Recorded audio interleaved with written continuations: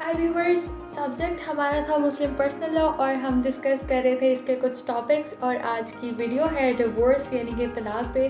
शुरू करेंगे हम इसके इंट्रो से कि तलाक क्या होती है, व्हाट इज़ डिवोर्स। तो आपको बताते चलें कि डिवोर्स डिसोल्यूशन ऑफ मैरिज के मोड्स में से एक मोड है। इसका मतलब होता है release from the marriage tie by use of special words. और इस्लाम में जो चीज़ें परमिटेड हैं उनमें से सबसे ज़्यादा नापसंदीदा अमल डिवोर्स है, क्योंकि डिवोर्स की वजह से फैमिलीज डिस्ट्रॉय होती हैं and the proper upbringing of children is not possible due to the broken family. आगे देखेंगे हम इसके रेलिवेंट लॉज इन पाकिस्तान।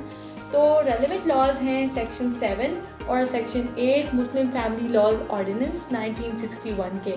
फिर आता है इसका क्रॉस रेफरेंस जो कि है section 2 dissolution of marriage act 1939 का। बात करेंगे हम के different modes of dissolution of marriage कौन कौन से हैं। और सबसे पहला है अपोस्टेसी, मतलब अगर हस्बैंड या वाइफ रिलीजन बदलते हैं तो इस बेस पर डिवोर्स हो सकती है। It means that change of religion can be a ground for dissolution of marriage. फिर है डेथ ऑफ पार्टी। ऑब्वियसली अगर एक पार्टी की डेथ हो जाए तो मैरिज ऑटोमेटिकली डिसॉल्व हो जाती है। उसके बाद है कैंसिलेशन ऑफ इरेगुलर मैरिज। फिर है ऑप्शन ऑफ प्यूबर्टी।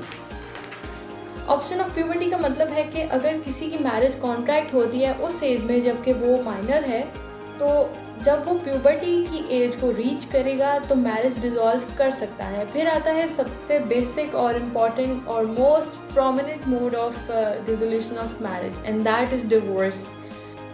मेंशन करेंगे हम capacity for divorce. It means that what are the conditions of divorce. पहली कंडीशन है कि अडल्ट हो यानी कि बालिग हो। फिर है सेन, मतलब कि आकिल हो and he must be capable of free will. And most important कि उसको नॉलेज हो कि जो एक्ट करने जा रहा है उसके आफ्टर इफेक्ट्स क्या हो सकते हैं और उसके एक्ट की नेचर क्या है। फिर चलेंगे हम डिवोर्स की काइंड्स पे। तो डिवोर्स की काइंड्स मेनली दो होती हैं, तलाकुल सुन्ना और तलाकुल बिदा। बात करेंगे हम तलाक सुन्ना की। तलाक सुन्ना is the divorce which is affected in accordance with rules lay down in the Holi Quran. इसकी फर्दर 2 टाइप्स होती हैं, तलाक अहसन और तलाक हसन। डिस्कस करेंगे हम तलाक अहसन और उसकी रिक्वायरमेंट्स को। तलाक Ahsan consist of one single pronouncement of divorce in a period of tahar and its requirements are the marriage should be consummated, single pronouncement of divorce, no consummation during iddat, and the pronouncement should be made during tahar। फिर आते हैं हम दूसरी kind पर जो कि है तलाक Hasan. In this form of divorce, the husband has to pronounce 3 times during the successive periods of tahar, and the requirements for talaq hasan are the marriage should be consummated and 3 pronouncements of talaq. Then comes talaq bida.